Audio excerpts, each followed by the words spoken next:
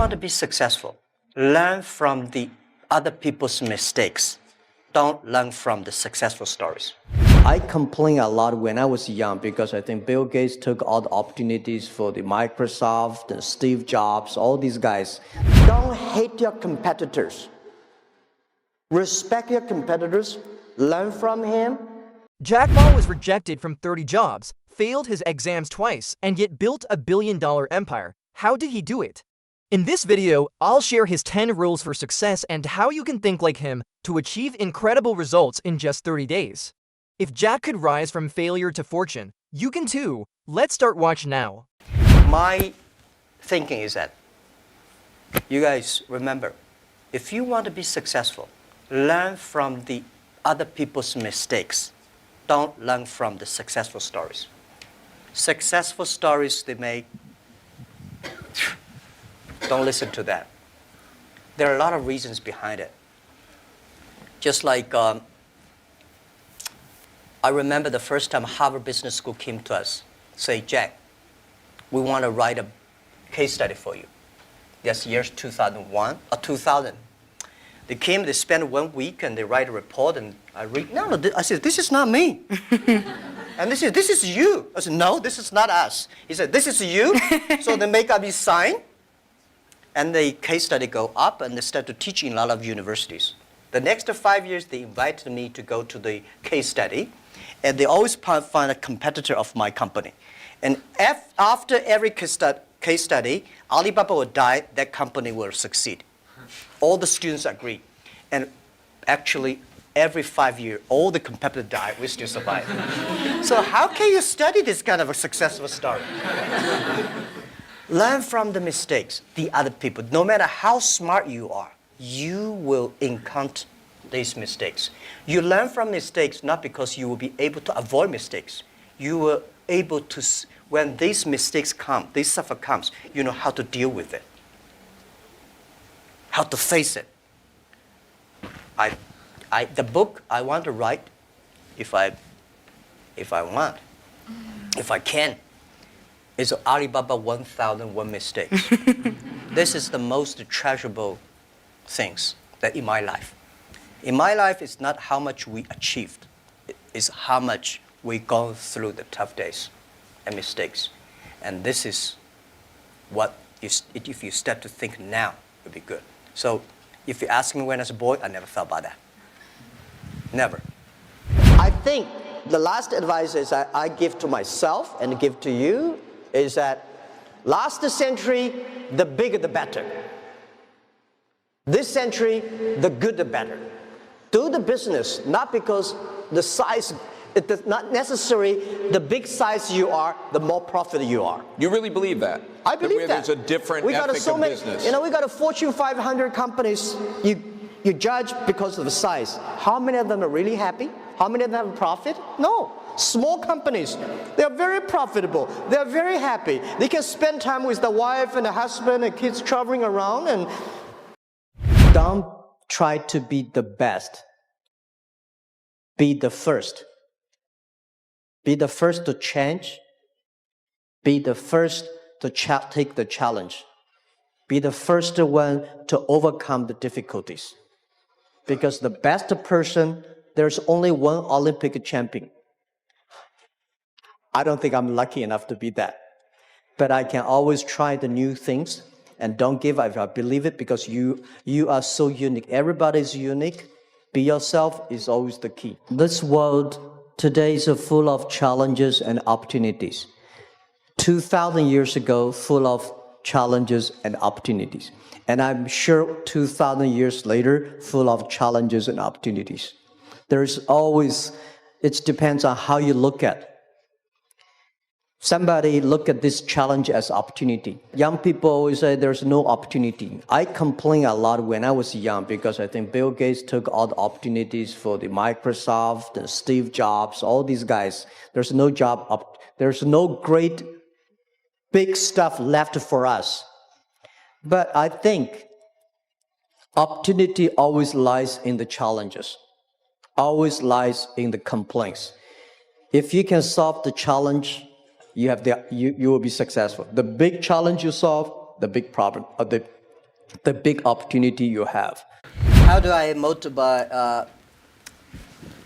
incentive or motivate my colleagues? You have to find the people that can mobilize themselves.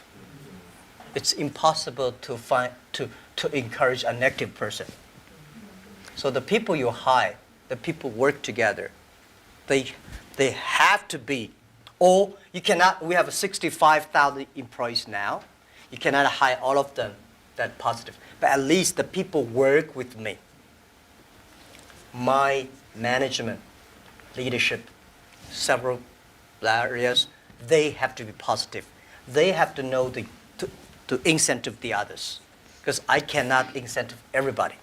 And making sure the culture. So I think it would be very painful for me to talk to my vice president, and he need to be incentivized and mobilized every time, right? This won't work. If he does not know how to incentivize or mobilize his people, it's better. I don't think he will be the vice president. He should be a good engineer, good designer, but not a good leader. A good leader should know how, but not by only money.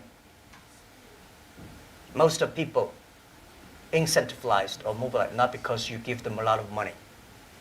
You give them respect, trust, appreciation, and correct, heartful advice. When you come to my meetings, internal meetings, you will be shocked, because we are not like a lot of the other Chinese company. The boss say, everybody listen, take notes, and go down. We are like a war room. We make decisions based on whose voice is louder. Right? Early days, we fight and talk, and then making sure everybody speak up. Right. So this is also a way of mobilize and incentive. There are a lot of ways, and different people have a different way to send incentive. So this. Today is full of challenges and opportunities. 2,000 years ago, full of challenges and opportunities. And I'm sure 2,000 years later, full of challenges and opportunities. There's always, it depends on how you look at it. Somebody look at this challenge as opportunity. Young people always say there's no opportunity. I complain a lot when I was young, because I think Bill Gates took all the opportunities for the Microsoft and Steve Jobs, all these guys. There's no job, there's no great big stuff left for us. But I think opportunity always lies in the challenges, always lies in the complaints. If you can solve the challenge, you will be successful. The big challenge you solve, the big problem, the big opportunity. Who's your most dangerous competitor? Is it Amazon or is it Tencent? Well, people always compare us with Amazon. Amazon is a great company. I respect. I've been seeing them from tiny to that big, and I think they will continue to grow. But we are different. Amazon is an e-commerce company. We are not e-commerce company. We enable other people to do e-commerce. We want to making sure everybody can be Amazon. So are you saying Tencent is the greater competitor? Tencent is, of course, they are a great company, and it's not easy to be that size within only less than 20 years, so innovative and so creative, and so different on social technology, and they're based in Shenzhen, and they're almost everywhere in China. But respect, of course we compete, but compete does not mean I have to hate them. Pony Ma will be here this afternoon. Do you have a question you'd like us to ask him? I don't have a question. Bless him and proud for him, and keep on his dream. This is what I say. We don't hate your competitors. Respect your competitors. Learn from him. But Pony and I, we've been doing the charity together, the Nature Conservancy, and but we compete each other. But when we compete each other, we should respect each other. I respect him. I respect him. In the past 18 years, when I do internet in China, we got a criticism every day. Something when you believe it, a lot of people criticize it. But if you really believe, continue to do it, improve it. But we are very optimistic. We believe in the future.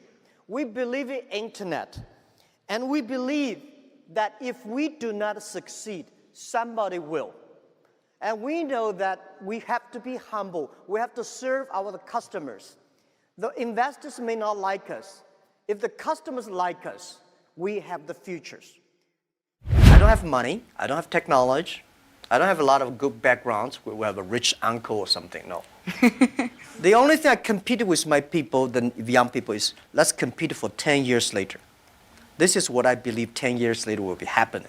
So everything I do for that goal, I know 10 years later, this thing is going to happen. So prepare for that. Because I know if I compete with him for next month, no chance. So this is how my message is. It's a challenge, but it's an opportunity. And it's the opportunity for people like us. This world, the most difficult thing is to convincing a successful people. When you tell him this is a great opportunity, he says, no, forget it, right? I've been doing this for 30 years. But for people like us, we're looking for opportunities in order to survive. So we will do anything to be creative. So this is the message. 30 years, it's opportunity for us. It's a challenge for those people who are 60 years old. If they're 60 years old, I think life is a journey. You come to this world is to enjoy the life, to be happy and healthy. So the day when you leave the world and you say, I'm happy in my life, I'm healthy in this life, because if you're not healthy, you will never be happy. So I believe happy and healthy are the things the human being always looking for. And I think next to 30 years, because of the technology, the life science is going to change a lot. And people is going to live longer. But you can live longer does not necessarily live healthier. So if you're not healthy, how can you be happy? If you live longer, if you're not happy, why you live there?